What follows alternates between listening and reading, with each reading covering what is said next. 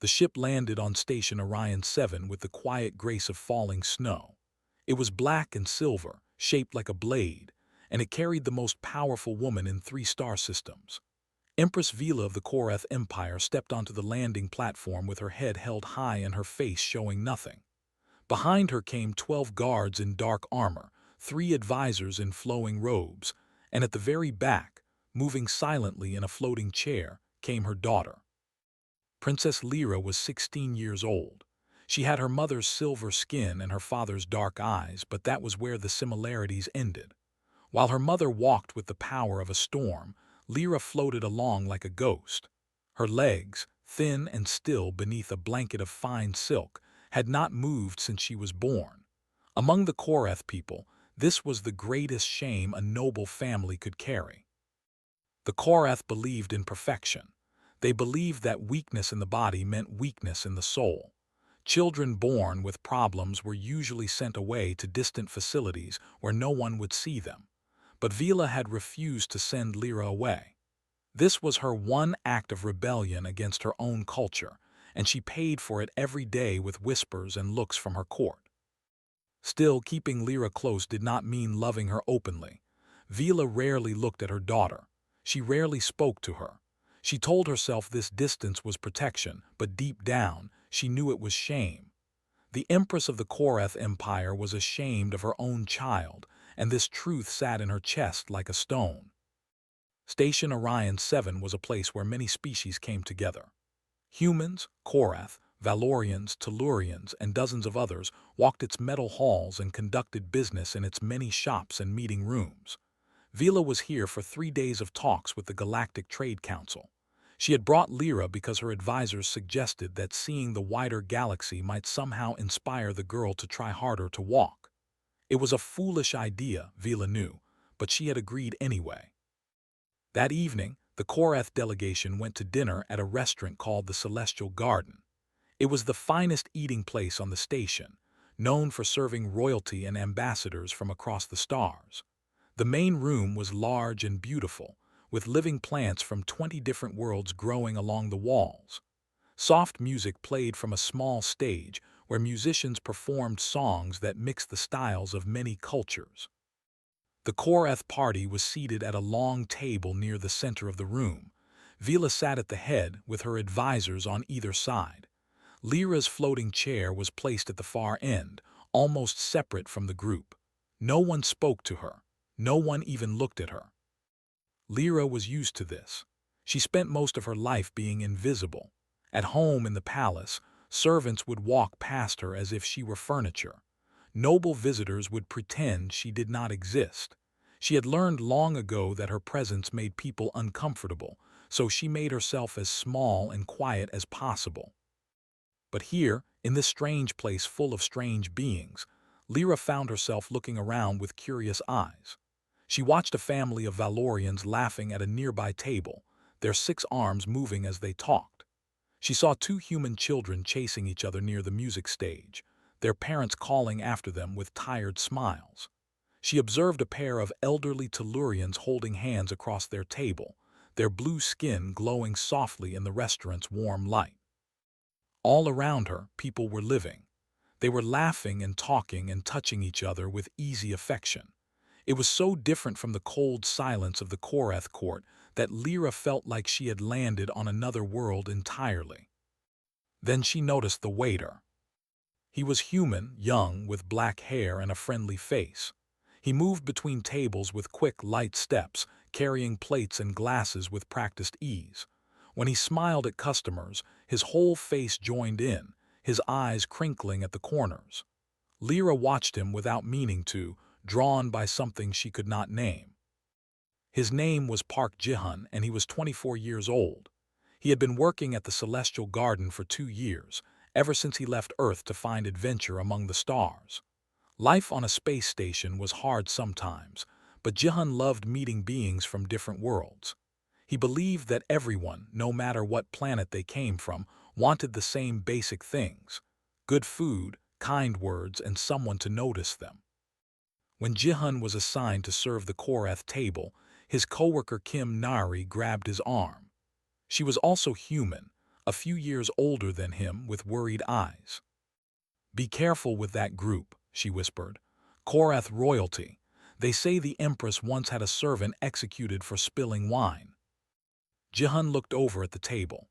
He saw the tall silver aliens in their fine clothes, their faces cold and proud. Then his eyes moved to the far end of the table, and he saw the girl in the floating chair. She was looking around the room with an expression he recognized immediately. It was loneliness, pure and deep and old. "I'll be fine," he told Nari. "They're just people." "They're not people, Jihan. They're Korath. There's a difference." But Jihan was already walking toward the table, his serving tray balanced perfectly on one hand. He approached the Empress first, bowing low as protocol required, and began taking orders. The advisors spoke to him without looking at him, treating him like a machine that brought food. This did not bother Jihan. He was used to being invisible to important people.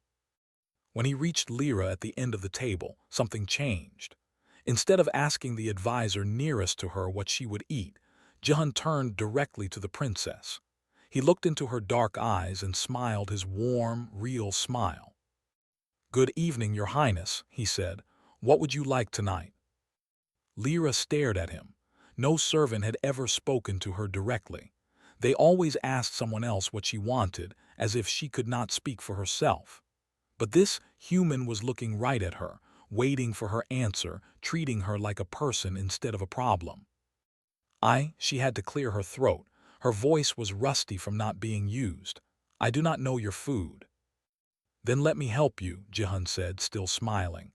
"Do you like sweet things or savory things, hot or cold? I know this menu very well. I can find something perfect for you." From the head of the table, Empress Vila watched this exchange with narrow eyes. She saw her daughter speaking, saw the human treating Lyra with a kindness that was almost shocking. Part of her wanted to stop it, to remind everyone of the proper distance between servants and royals. But another part of her, a part she had buried deep, was curious. So she said nothing, and returned to her conversation with the trade advisors. At the end of the table, Lyra was choosing her dinner with a human waiter's help, and for the first time in years, she did not feel completely alone. Near the music stage, couples began to dance. Lyra watched them spin and turn, and the longing in her heart grew so strong it almost hurt. She would never dance. She would never spin in someone's arms. Her legs were dead weight, and in Korath culture, that meant she was barely alive at all. She did not know that the human waiter had seen her watching the dancers. She did not know that a small idea was forming in his mind. And she certainly did not know that before this night was over, her life would change forever. Lyra could not remember the last time someone had asked what she wanted. In the palace back home, decisions were made for her. What she would eat, what she would wear, when she would sleep, where she would go. Her life was a series of closed doors and quiet rooms, a golden cage that sparkled but never opened. Her earliest memories were of doctors, tall Korath physicians with cold hands and colder eyes, poking and testing and shaking their heads. They had tried everything to make her walk, medicines that made her sick, machines that hurt, surgeries that left scars. Nothing worked. Her legs remained still, and with each failure, the disappointment in her mother's eyes grew deeper. By the time Lyra was 10, the doctors stopped coming. The Empress stopped hopping, and Lyra stopped believing that she would ever be anything more than a burden. She learned to make herself invisible. She spoke only when spoken to, and even then she kept her words short. She stayed in her rooms, reading old books and watching the stars through her window. Sometimes she imagined herself out there, flying free among the lights, leaving behind a body that did not work and a family that did not want her. But tonight was different. Tonight she was in a restaurant full of strangers, and one of them had looked at her like she mattered. The food Jihan had recommended was delicious. It was some kind of earth dish with soft noodles and a sweet sauce, nothing like the plain nutrition meals she ate at home. Each bite was a small explosion of flavor, and Lyra ate slowly, wanting to make it last. Around her, the Korath advisors talked about trade agreements and territory disputes. Her mother's voice rose and fell like distant thunder, commanding and cold. No one included Lyra in the conversation. No one ever did. High Advisor Torek sat 2 seats away from her. He was an old Korath with a face like carved stone and eyes that held no warmth. Lyra had known him all her life, and he had never once spoken kindly to her. To him, she was a mistake that should have been corrected long ago.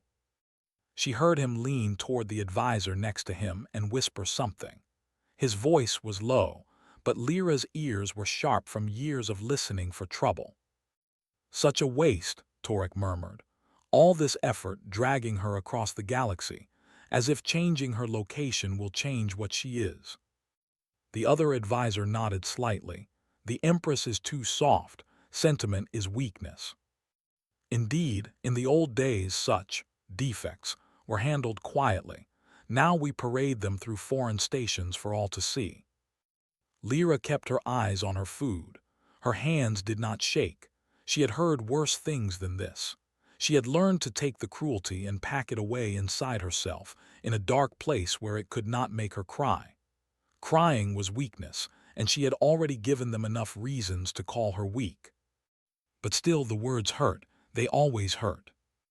Across the room, Jihan was serving another table, but his eyes kept moving back to the Korath princess. He could see her sitting alone at the end of that long table, surrounded by people who ignored her. It reminded him of something. When Jihan was 12, his younger brother had gotten very sick. For 2 years, their family had lived in hospitals, watching doctors try to save him. Jihan remembered how people would look at his brother and then look away quickly, uncomfortable. He remembered how the other children at school would avoid their family, as if sickness was something that could spread through conversation. His brother had survived, but those years had taught Jihan something important. Being sick or different was hard enough on its own. What made it worse was when people made you feel like you did not deserve to be seen. He would not do that to anyone, not ever. Kimnari appeared at his side, carrying a tray of empty glasses. "You keep staring at that Korath table," she said quietly. "What are you thinking?" "The girl," Jihan said. "The one in the floating chair. Have you noticed how nobody talks to her?" Nari glanced over. "That's Princess Lyra. I heard the other staff talking. She's been disabled since birth. Big scandal back on the Korath homeworld." "Scandal because she can't walk." The Korath are strange about that stuff. They believe in genetic perfection. Having a disabled child is like admitting your bloodline is flawed. Nari shook her head. "Cruel if you ask me, but it's not our culture, not our business." Jihan watched Lyra push a noodle around her plate. She looked so small, so separate from everyone around her. A princess with no kingdom, a daughter with no mother's love. "She looks lonely," he said. "She's Korath royalty. They're all lonely. It's practically their religion." But Jihan was not satisfied with that answer. Lonely was lonely, no matter what planet you came from, and he had never been good at watching someone suffer in silence.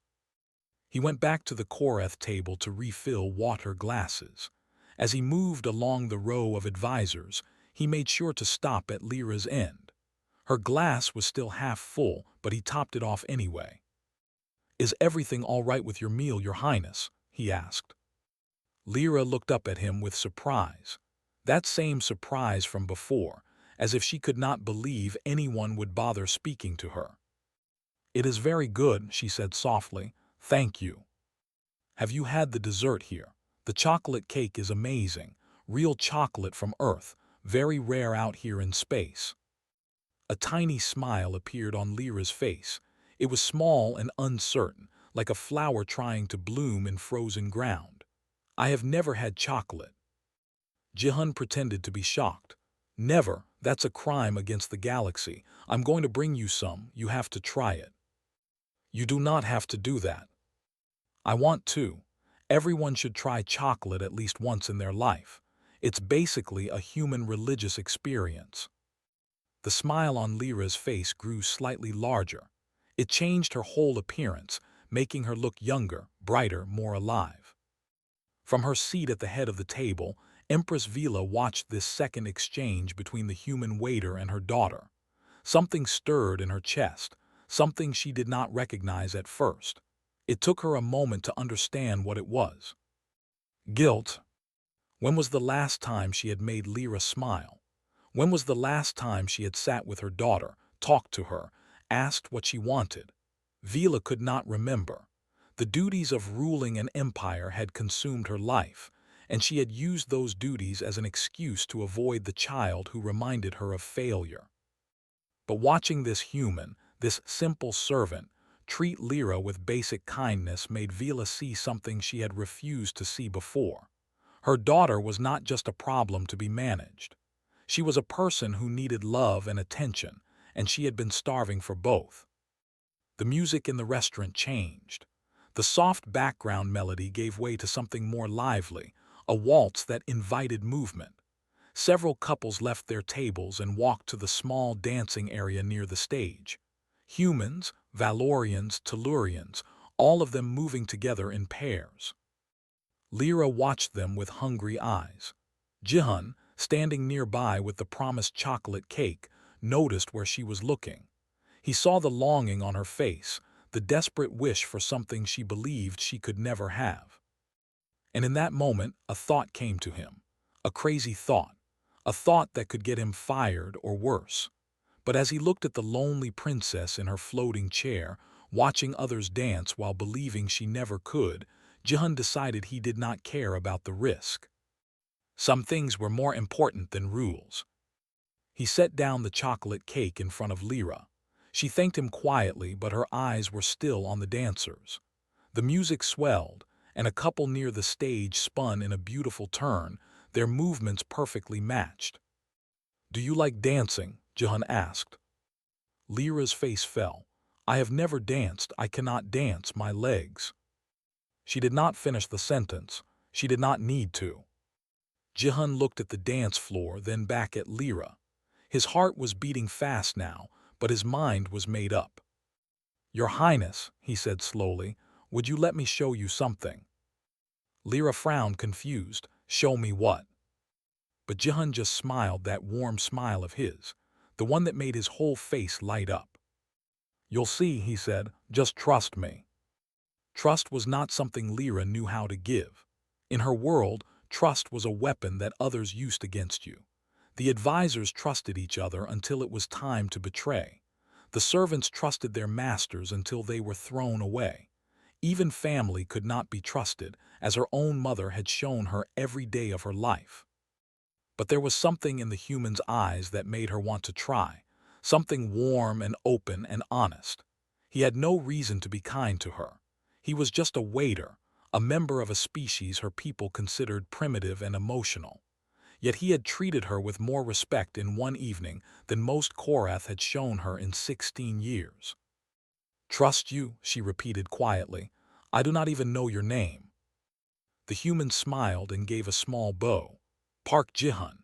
My friends call me Jihan, and you're Princess Lyra of the Korath Empire, but I'm guessing you already knew that." Despite herself, Lyra felt the corner of her mouth twitch upward. "Yes, I was aware." "So now we're not strangers anymore. We've been properly introduced." Jihan's eyes sparkled with something that looked like mischief. "Can you trust me now?" "That depends. What are you going to show me?" Jihan did not answer right away. Instead, he looked toward the dance floor where the music was still playing. Couples moved in slow circles, their bodies close, their feet stepping in rhythm. It was beautiful and painful for Lyra to watch. "You said you've never danced," Jihan said. "But that's not quite true, is it? You've never danced with your feet. That doesn't mean you've never danced at all." Lyra frowned, not understanding. "What do you mean?" "Dancing isn't really about legs, Your Highness. It's about movement. It's about feeling the music and letting it carry you. And there are many ways to move." He stepped closer to her floating chair, and suddenly Lyra understood what he was planning. Her hearts began to beat faster. Both of them, pounding in her chest like drums. "You cannot be serious," she whispered. "I'm completely serious. Will you dance with me, Princess Lyra?" The words hung in the air between them. Around the table, conversations continued. Her mother was speaking with an ambassador from the Trade Council. The advisors were arguing about import taxes. No one had noticed what was happening at the far end of the table. Not yet. Lyra felt terror rise in her throat. This was wrong. This was against every rule she had ever been taught. A servant asking a princess to dance. A human asking a Korath. A healthy person asking someone broken like her. It went against nature itself. But beneath the terror, something else was growing. Something she had not felt in so long that she barely recognized it. "Hoping. I would embarrass myself," she said weakly. "I would embarrass you." "Impossible," Jihan said firmly. "No one who dances with a pure heart can be embarrassing, and your heart is pure, I can tell." How can you tell?" Jihan tilted his head, thinking. "Because you're scared right now, but you haven't said no. A cruel person would have called for the guards already. A cold person would have ignored me completely. But you're still listening. You're still hopping. That tells me everything I need to know about your heart." Lyra opened her mouth to argue, but no words came out. He was right. She had not said no. Some part of her, some small brave part that had survived all those years of loneliness, was screaming at her to say yes. "Jihan," the voice came from behind him. It was Kim Nari, his coworker, looking at him with wide, frightened eyes. "What are you doing? Step away from there." "It's okay, Nari." "It is not okay. Do you have any idea who these people are, what they could do to you?" "I know exactly who they are." Jihan kept his eyes on Lyra. "I also know who she is, and she deserves to dance." Nari looked like she wanted to grab him and drag him away, but she was too late. The conversation at the table had stopped. The Korath advisors had noticed the human waiter standing too close to the princess. And worst of all, High Advisor Torek had risen from his seat. "What is the meaning of this?" Torek's voice cut through the air like a blade. "Servant, step away from the princess immediately." Jihan did not move. He kept his hand extended toward Lyra, waiting for her answer. "Did you not hear me?" Torek's silver face was turning dark with anger. "I gave you an order. You will obey or you will face consequences." Commander Dren, the head of the Royal Guard, moved forward. His hand rested on the weapon at his belt. All around the table, the other Korath were watching with expressions of shock and disgust. "A human," one of them muttered, "touching the royal bloodline. Disgusting creatures, no respect for their betters. The Empress should have him removed, or worse." Empress Vila watched it all in silence. Her face was a mask, showing nothing. But her eyes were fixed on her daughter's face, and what she saw there made her pause. Lyra was looking at the human's extended hand with an expression Vila had never seen before. It was fear and hope and desperate longing all mixed together. It was the look of someone standing at the edge of a cliff, trying to decide whether to jump. "Your Majesty," Torek turned to the Empress, his voice shaking with controlled rage.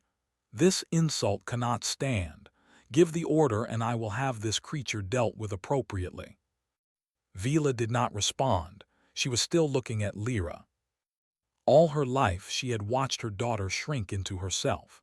She had watched the light fade from Lyra's eyes year after year until there was almost nothing left. She had told herself it was for the best. A Korath princess should be dignified, quiet, invisible if she could not be perfect. It was the way things were done. But what had those traditions given them? A daughter who never smiled, a family that never touched, an empire that threw away its own children because they were not born strong enough. Jihan stood alone in the middle of all this anger. He should have been terrified. He was facing an empire that could crush him like an insect, but he did not lower his hand. He did not look away from Lyra. "The choice is yours, Your Highness," he said quietly. "Whatever you decide, I won't be upset, But I want you to know that you deserve this. You deserve to dance, and not just tonight. You deserve to feel joy every single day of your life." Tears were forming in Lyra's eyes. She was not supposed to cry. Koreth did not cry. Weakness was not allowed. But the tears came anyway, sliding down her silver cheeks like tiny rivers. "Empress," Torek's voice was sharp now, demanding, "give the order." Vila finally looked away from her daughter. She looked at Torek, at Dren, at all the advisors who expected her to punish this human for his kindness. She thought about her empire, her traditions, her duty to maintain order and respect. Then she thought about that smile, that tiny, beautiful smile that had appeared on Lyra's face earlier when the human had offered her chocolate. When was the last time Vila had given her daughter a reason to smile like that? She could not remember. Slowly, deliberately, Empress Vila turned to her daughter. "Lyra," she said. Her voice was soft, uncertain, almost nothing like the commanding tone she used for everything else. "Do you want to dance with this human?" The entire table held its breath. Lyra looked at her mother with shock. This was not an order. It was not a command. It was a question, the first real question her mother had asked her in years. Lyra's voice came out as barely a whisper. "Yes." Vila nodded slowly. She did not smile, but something shifted in her eyes, something that might have been the beginning of change. "Then dance," she said. Lyra took Jahan's hand. Lyra's hand was cold. That was the first thing Jahan noticed as her fingers wrapped around his. Cold and trembling, like a small bird that had never learned to fly. But she was holding on tight, as if letting go might mean falling forever. "I have you," Jahan said softly. "I won't let you fall." The restaurant had gone silent. Every species in the room was watching now. Humans, Valorians, Tellurians, traders and diplomats and families with their children. They had all stopped eating, stopped talking, stopped breathing. Something was happening that none of them had ever seen before. A human waiter was about to dance with a Koreth princess. Jahan moved slowly, giving Lyra time to understand what was happening. He positioned himself beside her floating chair, keeping hold of her hand. Then, with great care, he reached down and turned off the chair's hover function.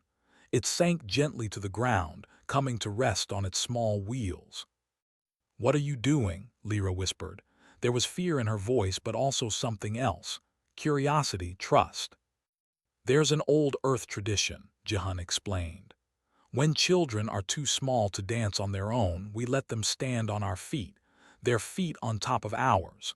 Then we move and they move with us. They get to feel what dancing is like, even if their legs can't do the work." Lyra's eyes widened. "But I am not a small child." "No, you're not, but you're light enough and I'm strong enough, if you'll let me." For a moment, Lyra just stared at him.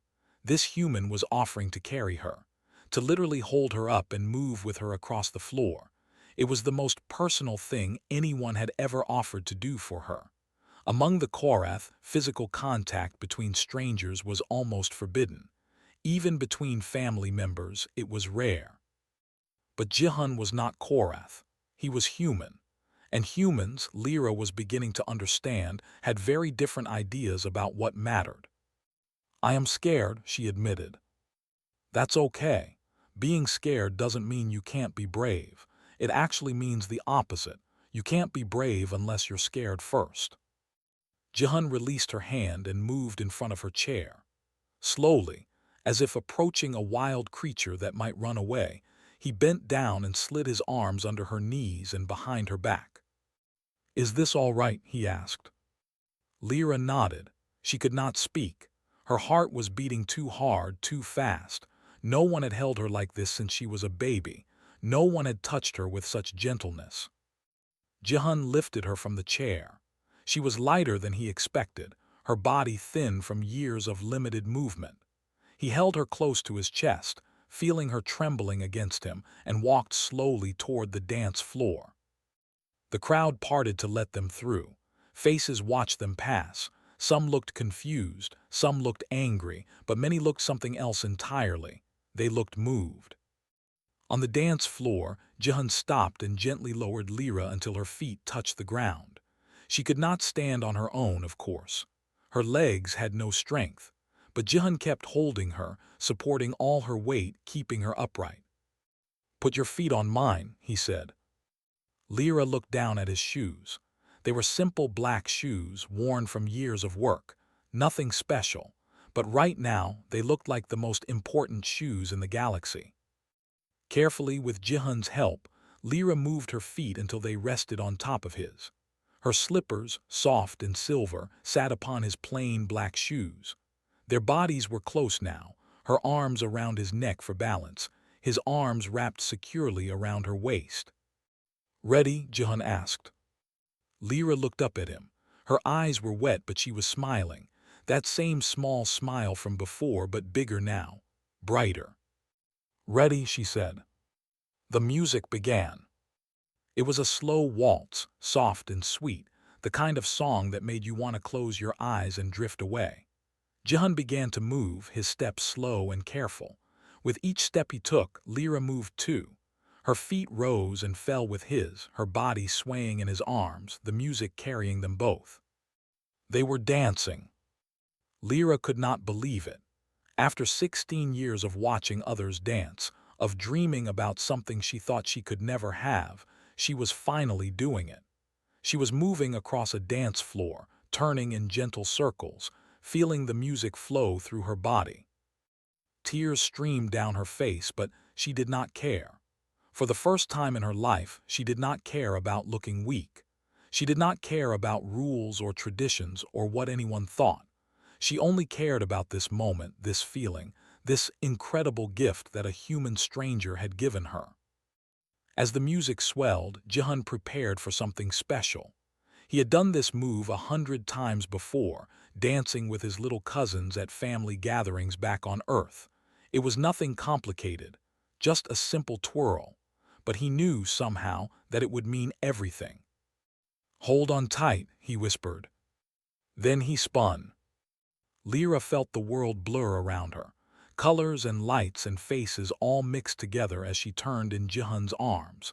It lasted only a few seconds, but those seconds stretched into forever. She was flying. She was free. She was everything she had always dreamed of being. When the twirl ended, she was laughing. Actually laughing out loud for the whole restaurant to hear. It was a sound she had almost forgotten how to make.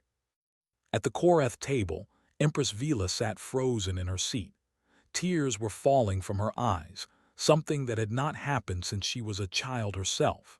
She watched her daughter spinning in the arms of a human waiter, laughing with pure joy, and felt something inside her shatter.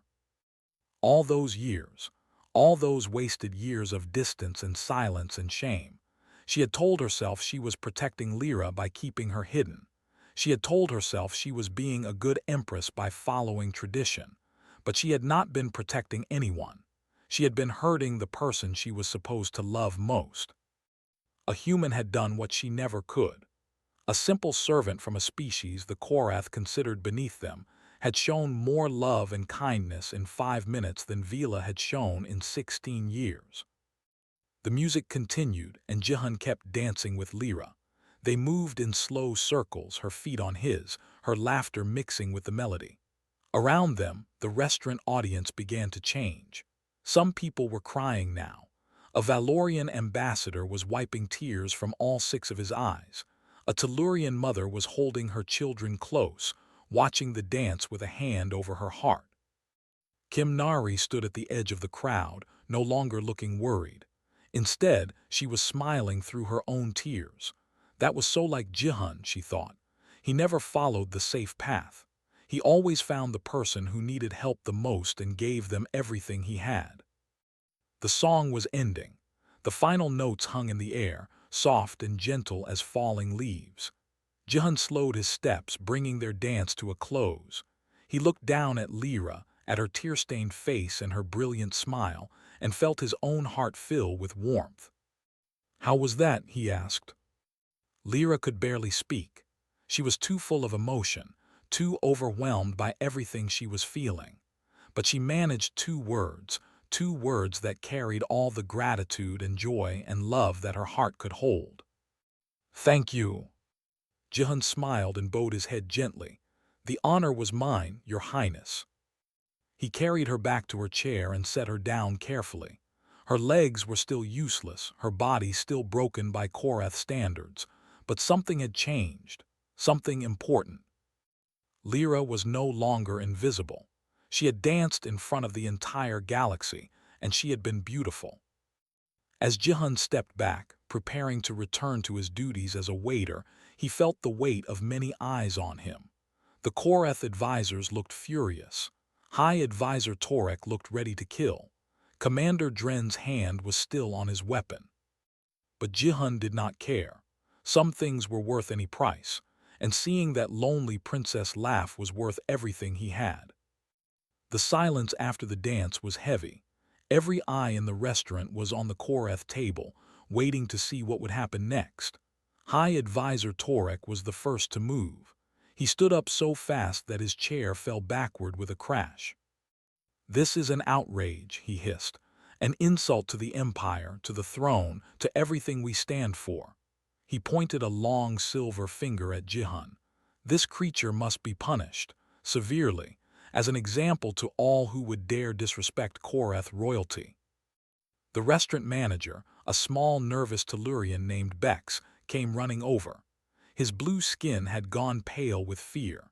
He bowed so low that his head almost touched the floor. "Your Excellencies, I am deeply sorry. This employee acted without permission. I will have him removed immediately. Please, whatever punishment you feel is appropriate, we will cooperate fully." Jihan stood still.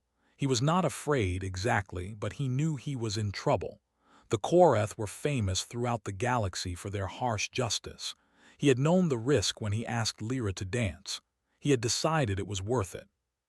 And looking at Lyra's face, still shining with happiness, he knew he had been right. Commander Dren stepped forward, his hand closing around the weapon at his belt. "Say the word, Your Majesty, and I will deal with this human myself." Everyone looked at Empress Vila. She had not moved from her seat. Her face was still wet with tears, though she made no effort to wipe them away. For a long moment she simply sat there looking at her daughter. Lyra looked back at her, and for the first time in years their eyes truly met. Vila saw something in her daughter's face that she had never seen before. Light, life, hope, all the things she had thought were dead in Lyra, killed by years of isolation and shame. A human had brought them back, a simple human with a kind heart and a willingness to break the rules. Slowly the Empress rose from her seat. The room held its breath. Torek smiled, expecting her to order Jihan's arrest. Dren tightened his grip on his weapon. Bex the manager looked like he might faint. But Vila did not order anything. Instead, she walked toward Jihan. The crowd parted before her. She moved with the grace of a queen, each step precise and powerful. When she reached Jihan, she stopped directly in front of him. He was taller than her by a little, but she somehow seemed to tower over everyone in the room. Then, to the shock of every Korath present, Empress Vila bowed. Not a small nod of the head, not a quick movement that could be interpreted as something else. A real bow, deep and respectful, the kind that the Korath only gave to those they considered their equals. Gasps erupted around the room. Torek looked like he had been stabbed. Dren's hand fell away from his weapon in pure shock. "Your Majesty," Torek sputtered, "what are you doing? He is a servant, a human. You cannot bow to such a creature." Vila straightened and turned to face her advisor. When she spoke, her voice carried the full weight of her power. "I can do whatever I choose, Torek. I am the Empress, and this human has done something that no one in my empire has managed to do in 16 years. He made my daughter happy." She looked back at Jihan. "For that, I owe him a debt that I can never fully repay." She returned her attention to Jihan. "Tell me, human, why did you do it? You knew the risk. You knew what could happen to you. Why did you ask my daughter to dance?" Jihan thought about his answer carefully. This was a moment that mattered, he knew, not just for him but for something bigger. "I come from your majesty, we have a saying, everyone deserves to dance." He glanced at Lyra, who was watching him with wide eyes. "I saw your daughter watching the other people dance, and I could see how much she wanted to join them. She looked so lonely, so sad. And I thought, why should she be left out? Because her legs don't work." He shook his head. "That's not a good enough reason. Everyone deserves joy. Everyone deserves to feel the music and move with it, no matter what their body can or can't do." Vila listened to his words. Such simple ideas, such basic truths, and yet they cut through everything she had been taught since childhood. "The Koreth believe in perfection," she said quietly. "We believe that weakness must be hidden, that those who are different must be kept apart. I was raised with these beliefs. I raised my daughter with them too." She paused, pain crossing her face. "I was wrong." The words seemed to echo through the restaurant. The Koreth advisors looked at each other in confusion and alarm. Their Empress admitting she was wrong. This had never happened before. "Lyra," Vila continued, turning to her daughter, "I have failed you. For 16 years I have failed you in every way that matters. I told myself I was protecting you, but I was only protecting myself from the shame I felt. That was cruel. That was cowardly. And I am sorry." Tears were flowing down Lyra's face again, but these were different tears. These were the tears of a wound finally beginning to heal. "Mother," she whispered. It was the first time in years she had called Vila that. Usually it was Your Majesty or Empress or nothing at all. Vila crossed the room and knelt beside her daughter's chair. She took Lyra's hands in her own, feeling how cold they were, how fragile. Had her daughter always been this thin, this small? How had she not noticed? "I cannot undo the past," Vila said, "but I can change the future for you, for all the children in our empire who have been thrown away because they were not born perfect." She looked up at Jihan. "You have taught me something tonight, human, something I should have learned long ago. True strength is not in the body, it is in the heart, and the strongest heart in this room belongs to my daughter." 1 week later, Empress Vila stood before her entire empire. Billions of Koreth watched her broadcast from their homes, their ships, their stations across the stars. By her side, visible for the first time in her life, was Princess Lyra. "For too long," Vila announced, "we have worshipped perfection. We have thrown away our children, our brothers and sisters, our friends and loved ones because their bodies did not match our impossible standards. We called them weak. We called them flawed. We hid them in shame." She paused, letting her words sink in. "We were wrong. The weak ones were us. We were too weak to love those who were different, too weak to see the strength that exists in every living being, too weak to understand that diversity is not a flaw but a gift." Across the empire, people listened in silence.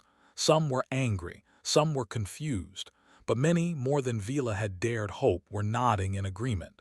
They had lost children too. They had hidden family members in shame. They had carried the weight of these secrets for too long. "Starting today," Vila continued, "our laws will change. No child will be sent away because of how they were born. No person will be hidden because their body works differently. We will support them. We will celebrate them. We will learn from them."